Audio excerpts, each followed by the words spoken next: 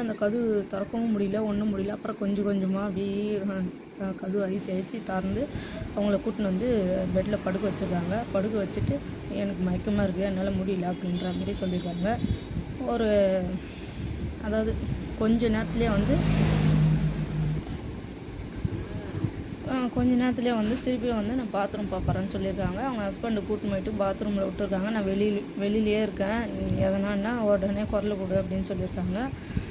கொஞ்ச நேரத்துலேயே வந்து வாந்தி எடுக்கிற மாதிரி சவுண்டு கேட்டுருக்கு.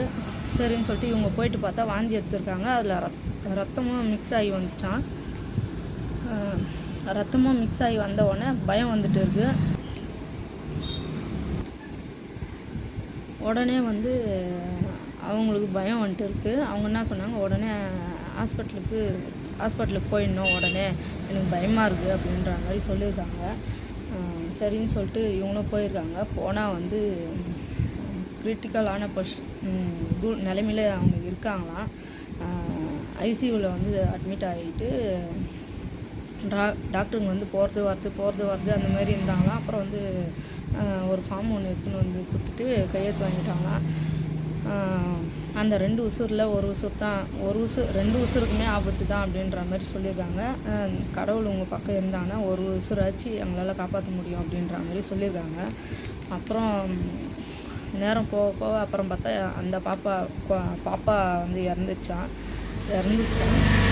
தொப்புள் கொடி வந்து கட் ஆகிட்டு இருக்குது அப்படின்ற மாதிரி டாக்டர் வந்து சொன்னாங்களாம். பாப்பா இறந்துச்சுன்னு சொல்லிட்டு உடனே ஆப்ரேஷன் பண்ணி அந்த பாப்பாவை வந்து வெளியே எடுத்தாச்சு. இப்போது அவங்க வந்து சேஃப் தான். ஆனால் வந்து இந்த நிலமை வந்து அவங்களுக்கு வந்தது கஷ்டம்தான்.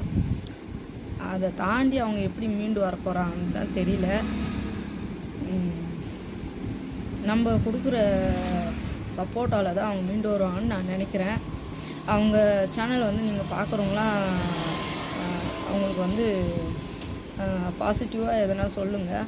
அதுலேருந்து அவங்கள மீண்டு வர வைக்க வேண்டியது நம்ம கடமை தான். அவங்க ஃபோட்டோ வந்து நான் லாஸ்ட்டில் வந்து பின் பண்ணுறேன், பாருங்கள்.